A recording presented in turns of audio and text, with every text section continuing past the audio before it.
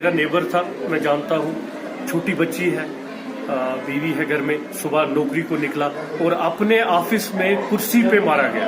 और जिस पीस की बात जो ये बेचा जा रहा है कि हमने यहाँ पीस रेस्टोर किया 370 के बाद, जो एक होप दी गई कम्युनिटीज को कि यहाँ पे हालात ठीक है, एक एसडीएम ऑफिस के अंदर एक मिसक्रिएंट जाके, एक मिलिटेंट जाके 4 गोलियां उसकी अपनी कुर्सी पे उसके दफ्तर में मारता है, तो आप कहाँ सेफ है? ना वो, बल्कि दूसरे दिन एक एसपीओ मारा गया। यहाँ रोज कत्ल होते हैं, एडमिनिस्ट्रेशन फेल है।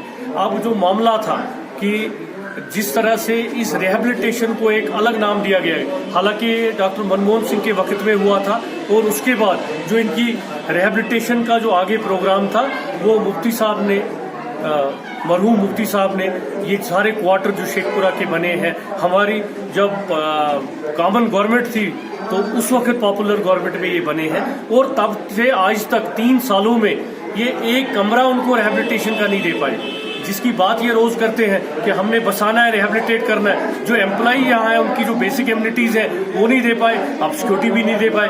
अब जो एक जेन्युइन डिमांड है उनकी, उनको सुना जाना चाहिए।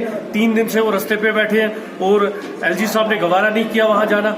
नहीं, कल बड़ी मुश्किल से एलजी साहब ने अपने प्रिंसिपल सेक्रेटरी को वहां भेजा और मीडिया को बैन लगा दी गई।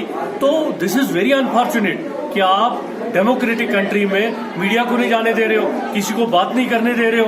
अगर कश्मीरी पंडित वहां पे पीसफुल प्रोटेस्ट कर रहे हैं, रोड पे बैठे हैं, कल उन पे लाठीचार्ज हुआ, उन पे आंसू गैस चलाए गए, तो कैसे ये सिस्टम चलेगा, कैसे डेमोक्रेसी चलेगी? मैं अपनी पार्टी की तरफ से, अपनी तरफ से इस एक्ट को कंडेम करता हूं और उम्मीद करता हूं कि ये जो हमारा भाईचारा जम्मू कश्मीर का, हिंदू मुस्लिम सिख का जो ये भाईचारा है, ये हमेशा कायम रहे। Thank you.